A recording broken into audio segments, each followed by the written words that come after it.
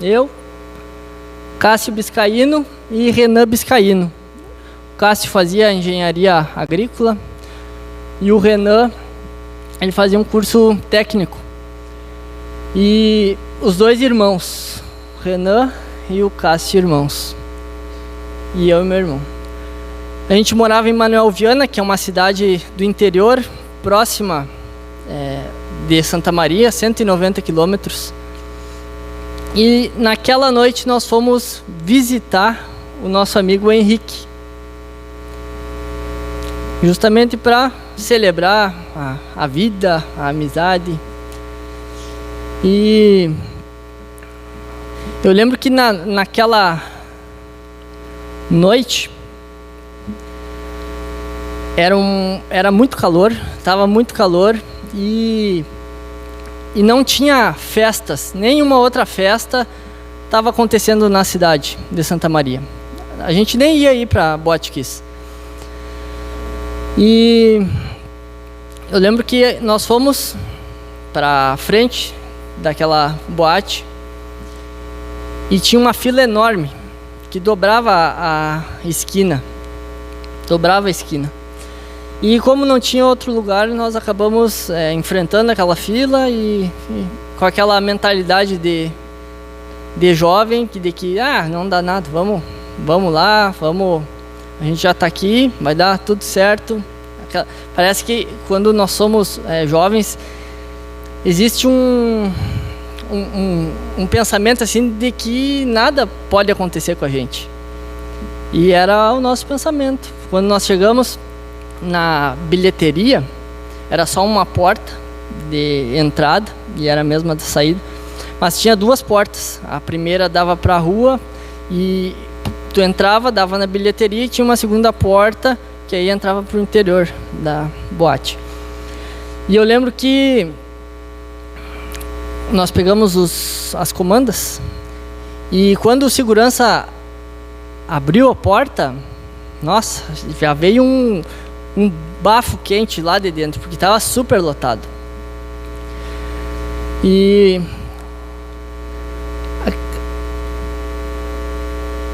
essa aqui é a repercussão do que aconteceu.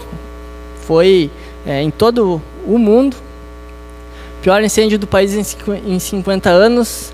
Mata 233 na casa noturna, mas depois os números foram aumentando, chegou a 242, e conforme os anos foram passando, mais pessoas foram tendo problemas respiratórios e foram falecendo também.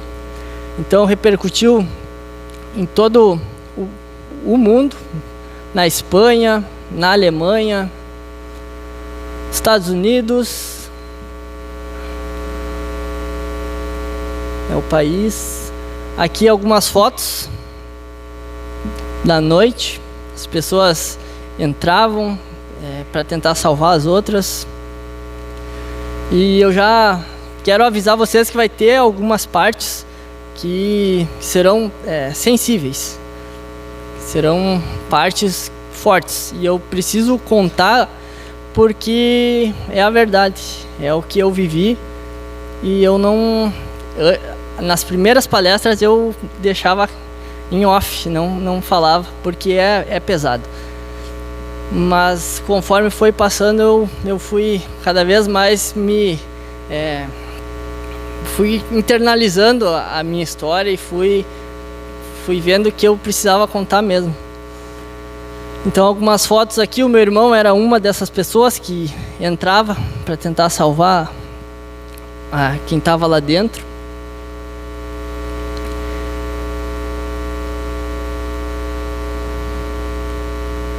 E aqui é a planta da Boate Kiss.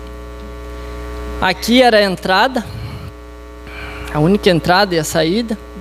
E eu lembro que quando nós entramos, a gente foi caminhando e não tinha espaço, não tinha lugar para ficar. Não tinha, era muita gente.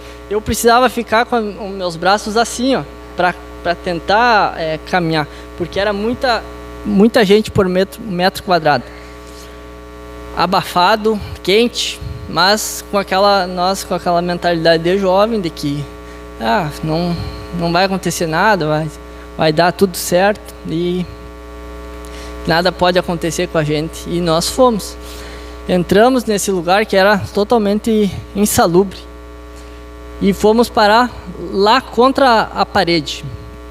O único espaço que tinha para ficar parado era contra a parede lá. Então aqui era onde a banda estava tocando, onde teve o foco do incêndio. Aqui no meio era um banheiro, então não tinha como a gente ver o que estava acontecendo do outro lado. E nós ficamos lá por uns 30 minutos. Na hora do incêndio, eu estava com o Cássio Biscaíno e com o Renan Biscaíno. Estava só nós três, nesse lugar aqui. Os outros, eles estavam dando uma volta. E o meu irmão, ele estava aqui, próximo do palco. E viu quando o músico ergueu o artefato pirotécnico e aí começou a largar a faísca. E aí aconteceu ali o princípio. Quando meu irmão viu e percebeu que começou a criar aquele círculo de fogo, logo ele se deu por conta e foi para o lado da saída, conseguiu sair. O correto da casa seria por aqui, ó. A saída todos tinham que sair por aqui, que pegavam um corredor e aí chegavam na bilheteria para pagar a comanda e sair pela segunda porta da saída. E o meu irmão conseguiu fazer isso. Nesse momento, eu estava lá. Eu, Cássio e o Henrique. Eu lembro que a gente estava conhecendo pessoas, estava ali se divertindo, música tocando. E todas essas pessoas aqui, elas estavam viradas para a parede, assim, todo mundo curtindo. Mas tinha uma que estava aqui, que eu olhei assim longe e ela estava pulando e fazendo isso aqui. E eu não conseguia escutar o que ele estava falando, porque estava música acontecendo. Mas eu pensei que fosse briga. Aconteceu alguma briga e não dei bola. Nem comentei com os guris que estavam assim comigo. Só que eu percebi quando todo mundo que estava ali se virou para o mesmo lado. E daí a gente, então aconteceu alguma coisa mais séria e a gente vai precisar sair também, vamos sair junto. E nós nos entrelaçamos os braços e começamos a sair devagarinho, um segurando o outro, e era a passo de formiga. Muito devagar, porque não tinha o que fazer. Por mais rápido que tu quisesse sair, não tinha o que fazer. Era muita gente. Só que até então estava tranquilo. As pessoas estavam calmas e a gente foi saindo, porque também não sabiam, ninguém estava entendendo mais o que era. E a gente foi saindo. Quando nós chegamos aqui, aí deu um curto-circuito e as luzes se apagaram. Ficou tudo escuro. Tudo escuro. Sem entender nada. A gente segurando um no outro. As pessoas começaram quando deu o curto-circuito, as pessoas começaram a ficar agitadas, aí virou um caos generalizado. Começaram a se empurrar. Imagina, tudo escuro, um monte de gente. E aí eu escutava grito, escutava barulho de soco na parede, barulho de vidro quebrando. Cada segundo que passava, piorava. E eram as pessoas se empurrando. E não tinha o que fazer.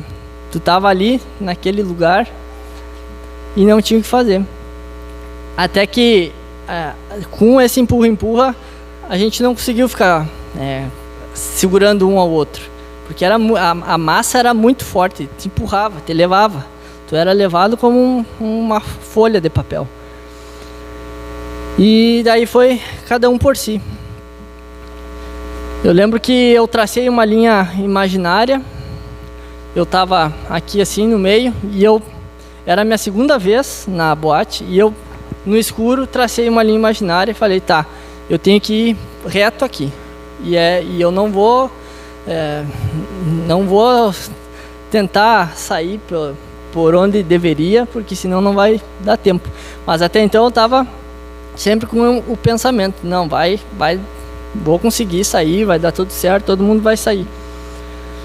E assim eu fui tentando caminhar nessa linha imaginária até a porta, como nessa distância, mais ou menos, daqui aquela porta lá, que era só que cheio de gente na frente e tudo escuro. E aí, com esse empurra-empurra e com a escuridão, eu comecei a perceber quando os nossos olhos, de repente, fica tudo escuro, demoram uns segundos para se adaptar ao escuro. Mas eu fiquei alguns segundos e eu notei que tinha uma luminosidade no teto. E aí eu percebi, comecei a entender o que estava acontecendo. Vi a luminosidade de fogo e eu pensei, é fogo, mas vai dar certo, vamos conseguir sair, vai todo mundo sair. Até então eu não tinha visto a fumaça e aí a fumaça foi baixando. Foi baixando, era uma fumaça densa, uma fumaça escura assim, preta. E ela ia baixando. E eu com a esperança, vou conseguir sair. Até que a fumaça chegou próxima do meu rosto e eu tinha duas opções, ou eu ficava de pé e tentava sair o mais rápido possível, ou eu me abaixava para não respirar a fumaça. E eu optei por ficar de pé, porque se eu me abaixasse, poderiam me derrubar e me pisotear. E aí foi o que eu fiz, fiquei de pé, respirei a primeira vez a fumaça e já senti meu corpo perdendo as forças. Fui perdendo as forças. Sim. Respirei a primeira vez, respirei a segunda vez. Na terceira vez que eu respirei, aquela esperança que eu tinha, eu vi que eu não ia conseguir mais sair. A terceira vez que eu respirei a fumaça, eu senti o meu corpo amolecer, o meu corpo simplesmente foi dobrando os joelhos e eu fui caindo no chão. 3 vezes só respirei. E quando eu fui caindo no chão, em 1 segundo, já passou um filme na minha cabeça. É bem como acontece, como aparece, né, nos filmes. Foi passando toda a minha vida assim. E eu fui aceitando a morte ali mesmo, que eu não ia conseguir sair. E eu fui caindo, fui tendo uma conversa com Deus, pedindo perdão por alguma coisa que eu pudesse ter feito. E ao mesmo tempo me despedindo da família, despedindo dos meus amigos e caindo, me ajoelhando. Também sentia o corpo queimar, rosto queimando. Coloquei as mãos para proteger e caí. Ali eu desmaiei e para mim seria o meu fim ali. Até que nesse momento o meu irmão tinha conseguido sair da boate e ele me contou que era muita gente saindo, aquela língua de fumaça também saindo por cima da porta e aquele fluxo de pessoas. Só que de repente parou, tudo parou, ninguém mais saía. E aí meu irmão pensou, mas com tanta gente que tinha lá dentro, o que aconteceu? Só que não tinha como ver, não dava para ver o interior, porque era fumaça, tinha fumaça. E ele saiu, entrou correndo. Quando ele entrou, ele se fechou assim, se deparou com uma pilha de gente. Já, uns deitados por cima dos outros, com as mãos assim, pedindo socorro, pedindo para ajuda. E aí o meu irmão começou a puxar. Não tinha me visto, não viu nenhum dos guris também. E ele tentando salvar o máximo de pessoas que ele podia. Puxava, ele tem uma mágoa muito grande com os bombeiros, com os policiais, porque simplesmente deram uma lanterna pro meu irmão, pequena, e eles iam com a mangueira, largando água pro meu irmão não se queimar quando ele entrava rastejando. E ele fez um filtro com a camisa, nunca teve instrução de militar, nunca teve instrução, nada disso. Mas ele, por instinto, tirou a camisa, atou e molhou. E aí ele fez esse filtro da fumaça. E entrava rastejando. Ele me disse que as primeiras pessoas ele puxava pelos braços. Quando ele puxava, a pele saía na mão dele, das pessoas. Então ele achou uma forma de machucar menos e começou a puxar os homens pelos cintos e as mulheres ele puxava pelo cabelo. Ia puxando. Então ele puxou mais de 20 pessoas lá de dentro. Puxou mais de 20 pessoas lá de dentro. E sem saber, uma dessas pessoas era eu. Depois, eu vou mostrar para vocês um médico, que é o Dornelles, ele que viu o meu irmão me colocando na calçada e nos contou. Nesse tempo, eu desmaiei, e para mim seria o meu fim. De repente eu acordo e acordei na calçada em estado de choque, gritava, não tinha controle do meu corpo, eu simplesmente gritava, sem entender o que estava acontecendo, e olhava para minhas mãos, elas estavam contorcidas, e eu ali, sem saber o que fazer, sem saber o que estava acontecendo, pedi ajuda. Cada grito que eu dava era como se fosse uma faca assim que enterrava na minha garganta, porque queimou também as vias aéreas.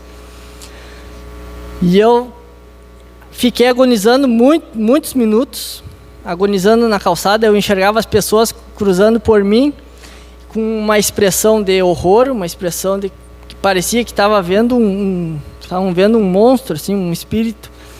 E eu lá, até que vieram duas pessoas e me puxaram. Quando elas me levantaram, eu estava sentindo já uma dor que era... não tem explicação para essa dor que eu estava sentindo. Eu achava que as minhas mãos só tinham queimado. Mas quando me ergueram, ali eu vi que a minha situação era muito pior do que eu já estava pensando. Porque eu senti todas as costas. Eu vi que tinha queimado todo o corpo. Parecia que o meu corpo estava em carne viva, todo o corpo. E foram me levando até a ambulância. Na ambulância tinha uma menina já na maca. Ela estava deitada e aferiram os batimentos dela e ela já tinha falecido. Simplesmente tiraram ela, colocaram na calçada, como se ela fosse uma boneca. Para mim parecia uma boneca. Não tinha marca, nada. E aí me colocaram no lugar dela. E lá eu fui desmaiando e acordando, sempre gritando, todo o tempo gritando. Mas desmaiava, acordava e uma pessoa sempre ali tentando conversar comigo para que eu não desmaiasse. Muitas pessoas saíram bem de lá de dentro, sem queimadura, sem nada, mas se encostavam na parede, se sentavam e ali morriam, por causa da fumaça tóxica. Tinha cianeto e tinha monóxido de carbono. E aí eu fui, desmaiei, nessas desmaiadas e acordada, eu desmaiei mesmo e fui acordar no hospital. Aí no hospital, como é tudo muito claro, eu vi tudo, minhas mãos, a pele estava caindo. As pessoas olhavam para um lado, as pessoas queimadas, as pessoas gritando, olhava para o outro também, os profissionais correndo para um lado para o outro, sempre tentando salvar o máximo de pessoas que podiam.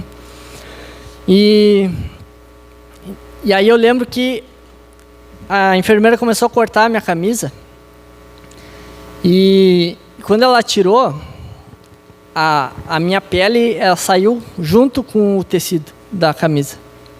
E eu ali, gritando, vendo tudo. Eu lembro que colocaram uma máscara de gás no meu rosto e ali eu senti um alívio muito grande nas vias aéreas. Não sei se era oxigênio, se tinha algum medicamento, mas aquilo me ajudou muito. E ali eu desmaiei de fato. Daí fiquei em coma, depois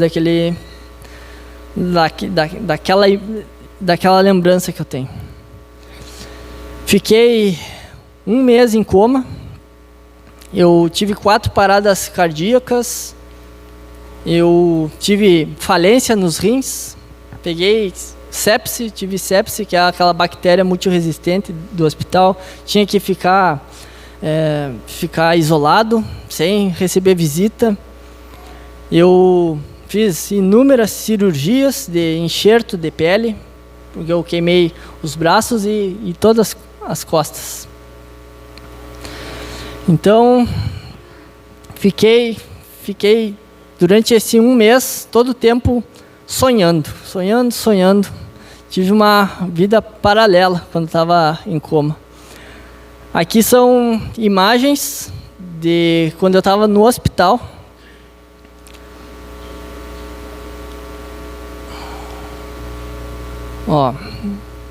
Então queimei todas as costas e os braços.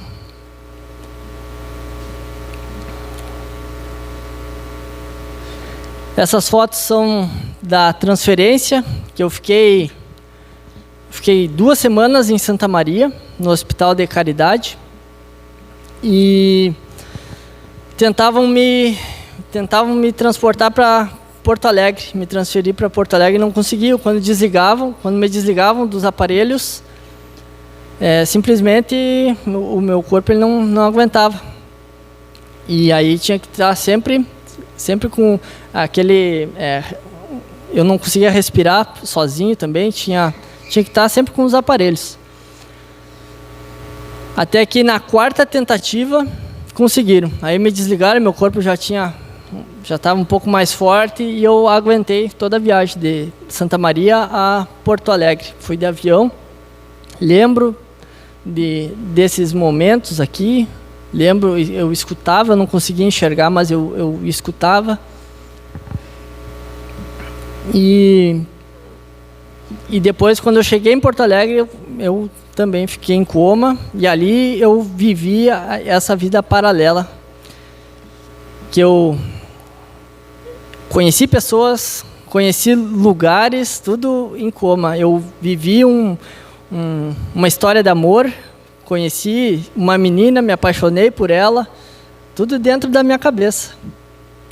Ia para as praias, tinha momentos bons, tinha momentos ruins também, onde tinha muita morte, muita tragédia. Mas ali, quando estava em coma, eu estava vivendo, como se a gente estivesse aqui agora, tudo muito real, e de repente acordam num lugar diferente. Muito real. Tanto que quando eu acordei, eu não sabia o que era, o que eu tinha vivido de fato, o que tinha acontecido. Essa foto foi a primeira que eu tirei lá dentro do hospital. Eu perdi 20 quilos em 2 meses. 20 quilos, essa aqui é a minha mãe. E esse aqui é o médico que viu o meu irmão me colocando na calçada. Ele foi muito importante porque ele fazia a logística das ambulâncias na noite. Ele chegou, ele estava de plantão e ele recém tinha vindo do Haiti, era aqueles médicos do exército, e ele tinha vindo do Haiti e tinha experiência com tragédias. E aí ele foi a pessoa que organizou a logística das ambulâncias. Ele não tinha nada a ver com a ala dos queimados, mas ele sempre ia me visitar. Quando eu estava isolado lá, ele ia com aquele sorrisão assim e mudava o meu dia. Simplesmente uma visita e com aquele sorriso eu ficava feliz de ver ele. Mudava aquele sofrimento, toda aquela angústia de estar no hospital, ele conseguia melhorar. Quando eu acordei um prisioneiro do meu corpo. Eu simplesmente despertei do coma. Eu não conseguia enxergar, eu não conseguia falar por causa da traqueostomia, eu não conseguia me movimentar de nenhuma forma. Eu estava paralisado dentro do meu corpo. E o que eu podia fazer? Eu acordei e não conseguia fazer nada, só escutar. Estava num lugar estranho, com pessoas estranhas. E o que eu fazia para passar os dias ali? Eu usava a minha imaginação. Quando eu estava nesse estado, o meu corpo ele podia estar imobilizado, mas a minha mente ela era livre. Ela era livre. Eu que comandava. Ali eu vi o poder que existia na essência da gente. E eu ficava me projetando no futuro. Todo o tempo eu me projetava no futuro, para poder aguentar a dor, aguentar o sofrimento, aguentar esse sentimento de impotência, de que tu não consegue fazer as coisas. E eu me projetava. Ficava imaginando o Delvani jogando bola, o Delvani correndo, fazendo o que eu gostava de fazer, que eu sempre gostei, e eu ficava me imaginando. Isso me confortava e me dava força, me dava esperança de que eu tinha que fazer eu faria o que fosse para chegar onde eu me imaginava. E assim eu fiz. Hoje eu jogo bola, eu faço crossfit, tudo o que eu ficava me imaginando lá quando eu estava preso no meu corpo, eu faço porque paguei o preço para estar bem. Então aqui foi a reabilitação, algumas fotos. O que falavam para eu fazer, eu fazia. Falava, acho que isso vai dar certo para ti, Delvani. Eu não conseguia abrir as mãos, eu perdi mobilidade. Depois dei alta do hospital e fui para Santa Maria. Saí de Porto Alegre e fui para Santa Maria. E lá eu tive que reaprender acho que passou aqui. Lá em Santa Maria eu tive que reaprender a viver. Tive que reaprender a caminhar, reaprender a me alimentar, reaprender a falar novamente, porque falava até que talvez eu não recuperaria a minha voz. Durante 3 anos, diariamente eu ia no USM, que é o Hospital Universitário de Santa Maria, e eu fazia sessões de terapia ocupacional, fisioterapia, a parte da respiração também. Eu deitava na maca, chegava, deitava na maca, colocava uma mordaça na boca, me agarrava assim, na maca, e aí ficavam 3, 4 pessoas, ficavam quebrando a cicatriz. A cicatriz ainda estava recente, ainda tinha partes abertas, mas eles falaram para mim: Giovanni, ou a gente faz isso ou tu vai ficar assim para sempre. E aí eu disse para eles: vamos fazer o que tiver que ser feito. A dor, já passei por tantas coisas até aqui, não vai ser a dor que vai me limitar, me impedir. E a dor é passageira, então vamos fazer o que tiver que ser feito. E aí fizemos por 3 anos consecutivos. Usava essa malha também, malha de compressão por causa da queloide, para poder a cicatriz ficar baixa.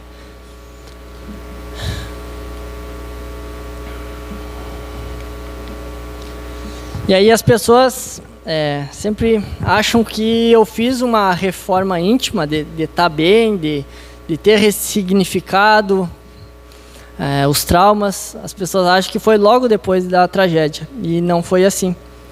Durante o tempo de reabilitação física e uns 2 anos depois também, até 2015, de 2013 a 2015, eu era uma pessoa revoltada, uma pessoa agressiva. Eu me tornei, na verdade, né, porque eu não era assim antes. Era uma pessoa que bebia muito. Eu bebia todos os dias. Eu não conseguia aguentar as memórias. Aqueles 2 amigos que estavam comigo, eles faleceram. O Jacó também, que estava aqui no canto, ele faleceu, foi encontrado no banheiro. Então esses três amigos, eles faleceram lá. E eu sentia muita culpa, eu sentia impotência. Eu sentia por que eu sobrevivi. E estava eu, o Henrique e o Cássio. E por que eu não consegui ajudar eles? Eu tinha esses pensamentos. E quanto mais eu ficava pensando nisso, mais fundo eu ia. Quanto mais eu alimentava esses pensamentos negativos, mais fundo eu ia. E aí da bebida comecei a usar drogas, coisa que também nunca tinha feito. Comecei a usar drogas. E eu faço questão de falar isso em todas as palestras, porque é justamente para mostrar que a gente pode cair nos piores lugares da nossa mente, que quando a gente decide, quando a gente tem a vontade de melhorar e de superar as coisas, a gente consegue. Então, eu comecei a usar cocaína, porque não aguentava as memórias, os traumas. E eu estava fazendo mal para minha família, mal para os meus amigos, mal para mim, principalmente. Eu comecei a me tornar um Giovanni que eu olhava no espelho e não me enxergava mais. Até que o meu pai, um dia, ele me pegou usando droga, dentro de casa. E ali foi um baque gigantesco. Um baque assim para mim, para ele, para a família. Mas foi importantíssimo, porque desde aquele momento eu falei para ele: pai, eu não sei o que eu estou fazendo, eu me perdi de mim e eu te prometo que eu vou fazer o que tiver que ser feito para melhorar. Prometi para ele, para minha mãe, e eu fiz. Desde aquele dia eu nunca mais usei nada. Nem bebida, nada. Porque eu tive essa decisão. E aí eu comecei a buscar dentro de mim, a olhar para dentro. Todo desconforto que eu sentia, eu não fugia mais. Eu não usava válvula de escape. Eu buscava interpretar cada sinal, cada desconforto, cada trauma. Eu olhava, eu tinha coragem de cavocar ali, por mais que doesse. E assim eu fui harmonizando a minha vida novamente. Me aproximei de Deus, me aproximei de mim e fui harmonizando a minha vida. Então, por isso, trevas e luz. Mas até então eu não sabia o que fazer da vida, porque o que eu sonhava antes, que era ser engenheiro agrônomo, lá quando eu tinha 20 anos de idade, meus pais eram agricultores na época, então eu já tinha esse sonho para ajudar eles na lavoura. E para mim era aquele o propósito da minha vida, era ser engenheiro agrônomo ou piloto de avião agrícola, que coloca veneno. Quando aconteceu a tragédia, tudo mudou, tudo. Cidade mudou, amigos eu não via mais, a minha família, longe da família. Mas eu sabia que eu queria trabalhar com a saúde. Eu fiquei com isso. Depois de tudo que eu vi na minha reabilitação, eu pensei, eu quero trabalhar com pessoas, eu quero ajudar pessoas. Sabia só isso, não sabia por onde ir. Aí comecei fisioterapia, cursei 3 semestres, não me encontrei, não é por aí. Tentei medicina, 3 anos também, não era. E fiquei durante 9 anos nesse limbo profissional, sem saber o que fazer. Mas ao mesmo tempo tinha que trabalhar e me sustentar, porque a Boate Kiss, ela afetou também, afetou muitas camadas da nossa família. E a financeira foi uma também. Meu pai quebrou, porque ele naquele ano teve que ficar todo o tempo em Santa Maria para dar suporte para nós. E aí com financiamentos agrícolas, que é um valor alto, não conseguiu pagar o financiamento, e aí foi virando uma bola de neve. Então eu comecei a ter que me reinventar nessa parte profissional também. Aí trabalhei de garçom, trabalhei de atendente de fruteira, trabalhei de manobrista de carro, cuidador de estacionamento, fui me virando do jeito que dava, mas sempre com aquele sonho de estudar, de me profissionalizar. E aí nesses 9 anos eu fiquei assim.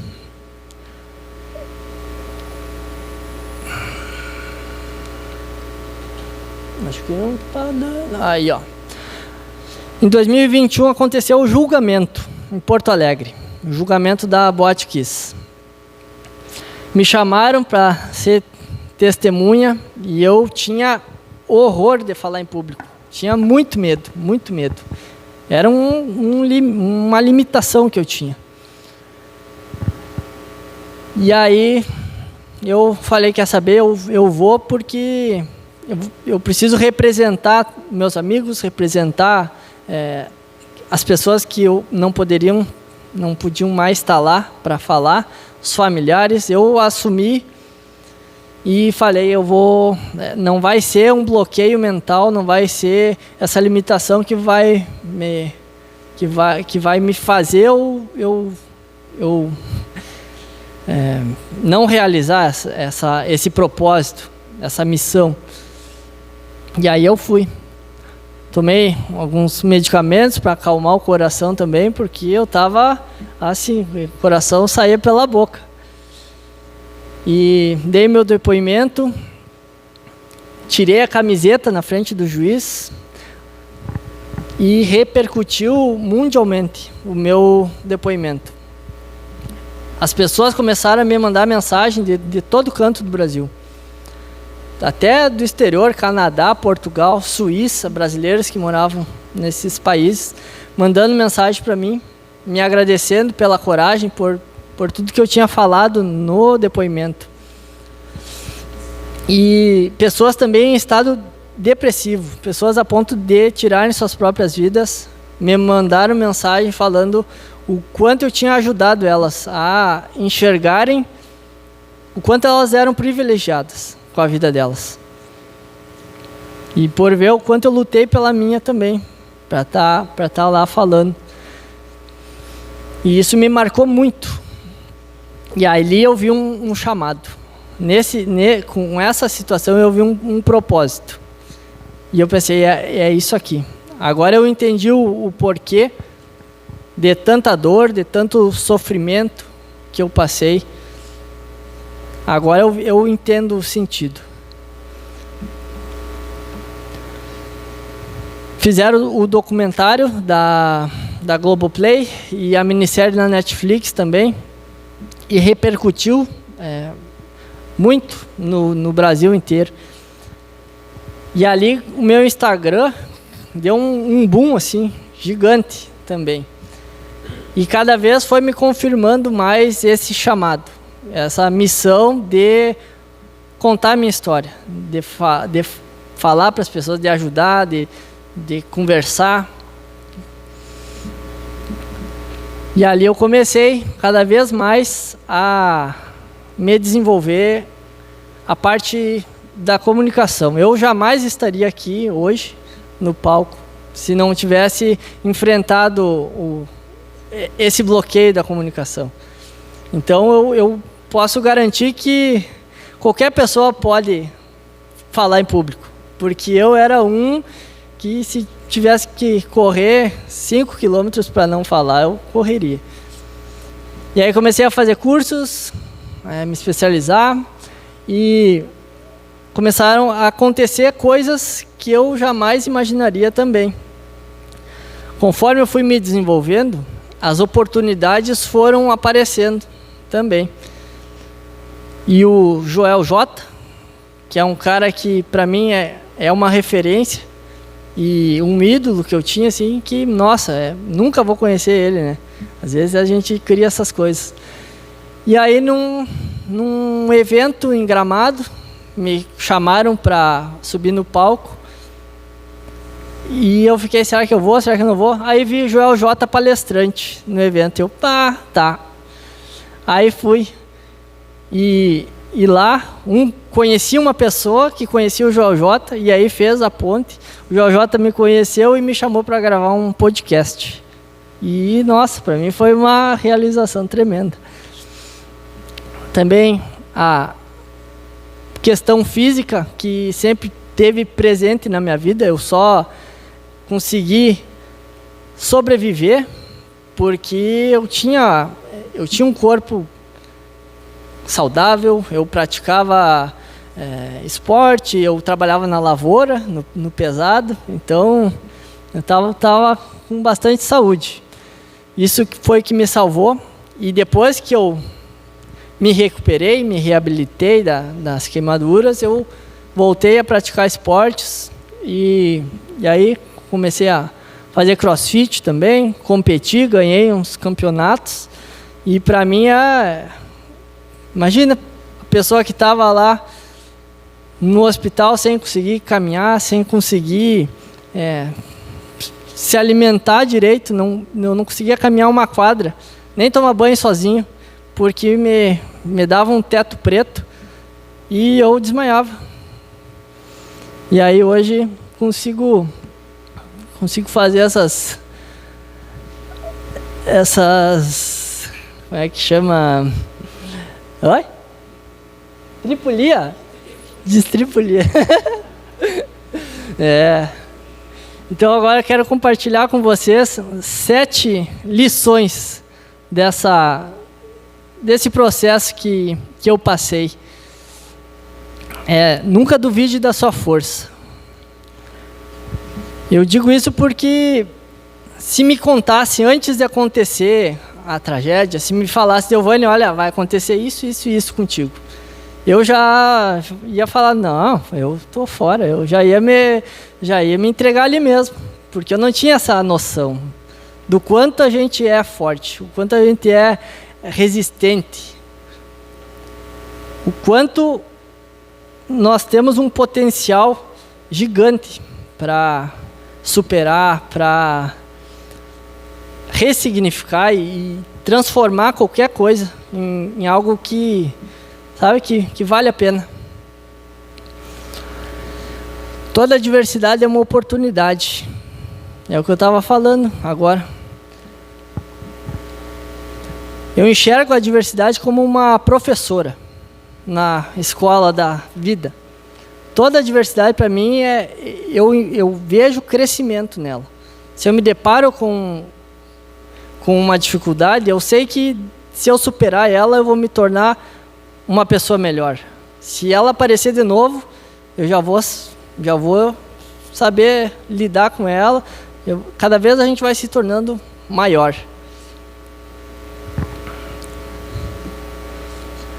Colabore com o inevitável.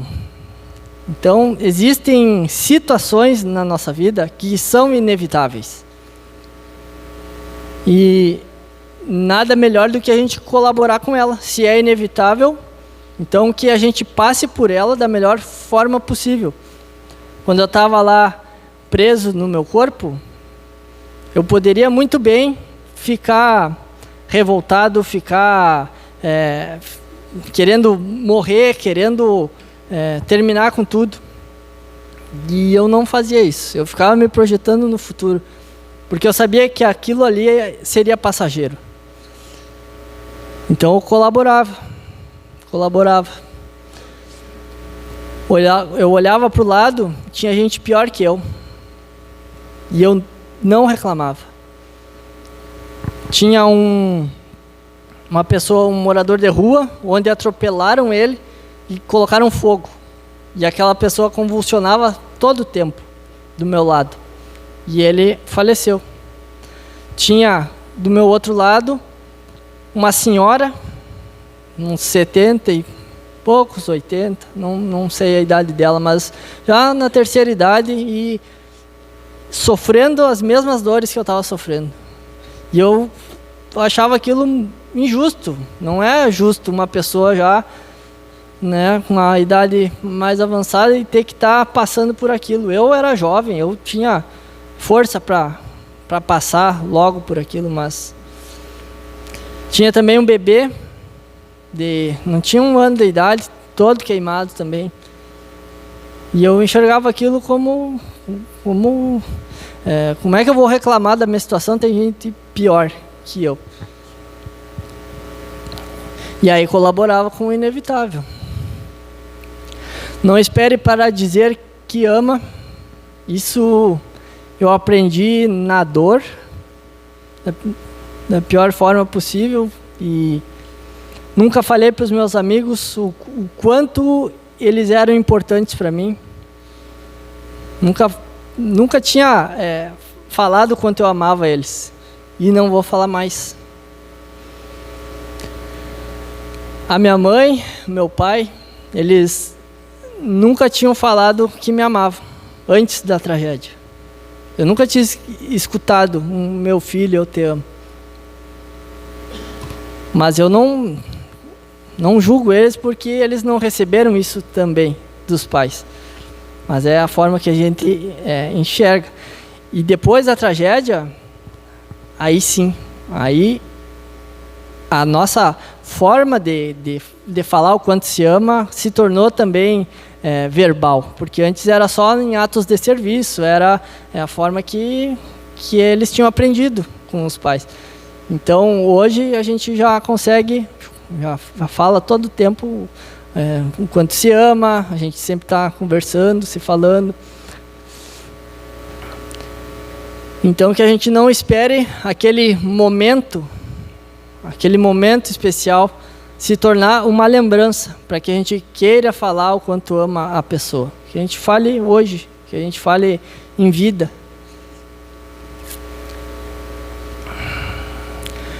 Faça o que precisa ser feito. Então, eu só estou aqui hoje, me movimentando, só estou aqui falando nesse palco com vocês, porque eu fiz o que precisava ser feito, paguei o preço, tanto da reabilitação física, quanto dos meus bloqueios na comunicação, o medo, né? Medo de falar em público. Jogo bola, corro, faço tudo, porque paguei o preço. Fiz o que tinha que ser feito. A gente sabe o que tem que ser feito. Todo mundo sabe. No fundo, todo mundo sabe o que tem que ser feito. E aí, por que muitas vezes não faz? Né? Por que não fala que ama? Né? Às vezes a gente tem até um certo orgulho, um medo também de falar o quanto ama. Mas a gente sabe o que tem que ser feito. E quando a gente faz, é uma libertação. A gente se liberta, a gente parece que sente que está vivendo a vida de fato. Pessoas precisam de pessoas. Isso é algo que eu aprendi também quando estava no hospital. Eu precisei confiar naquelas pessoas porque eu estava impossibilitado.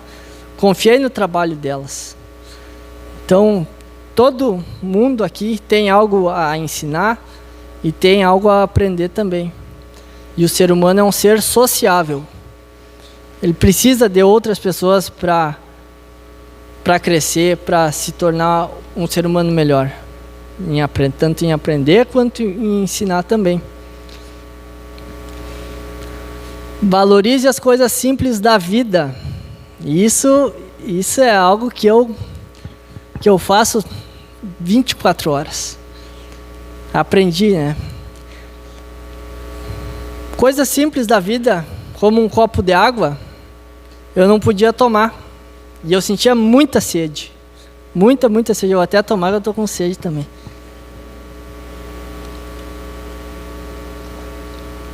Eu senti uma sede, imaginem, fiquei mais de mês sem tomar uma gota de água. E queimado por dentro. Imaginem a sede que eu sentia quando eu acordei. E eu ficava tentando chamar as pessoas pedindo e não podiam dar água, porque eu tinha traqueostomia. Não podia tomar.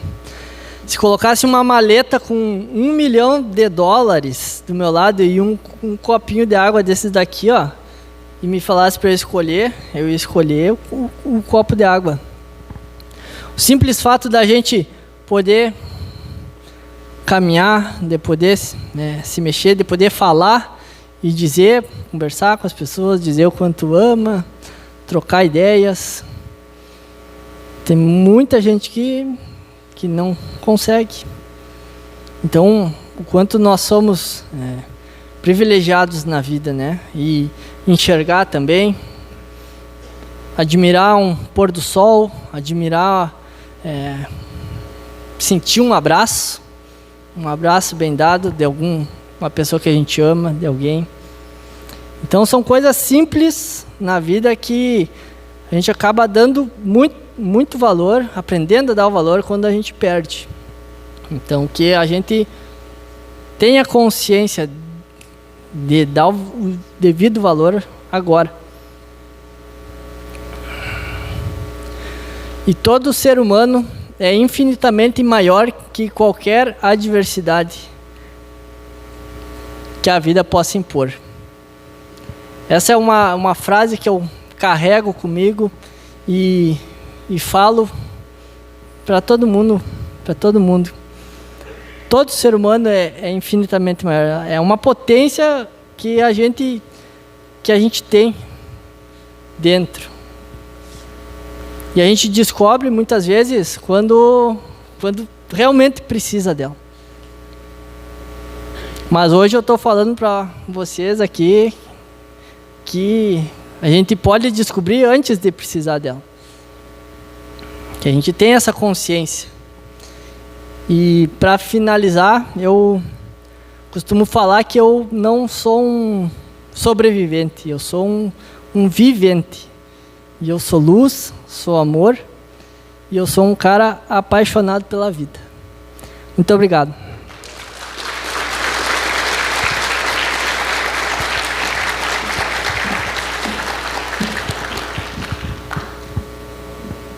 Se tiverem perguntas também, se quiserem fazer. Alguém gostaria de fazer alguma pergunta? Governador Xerez.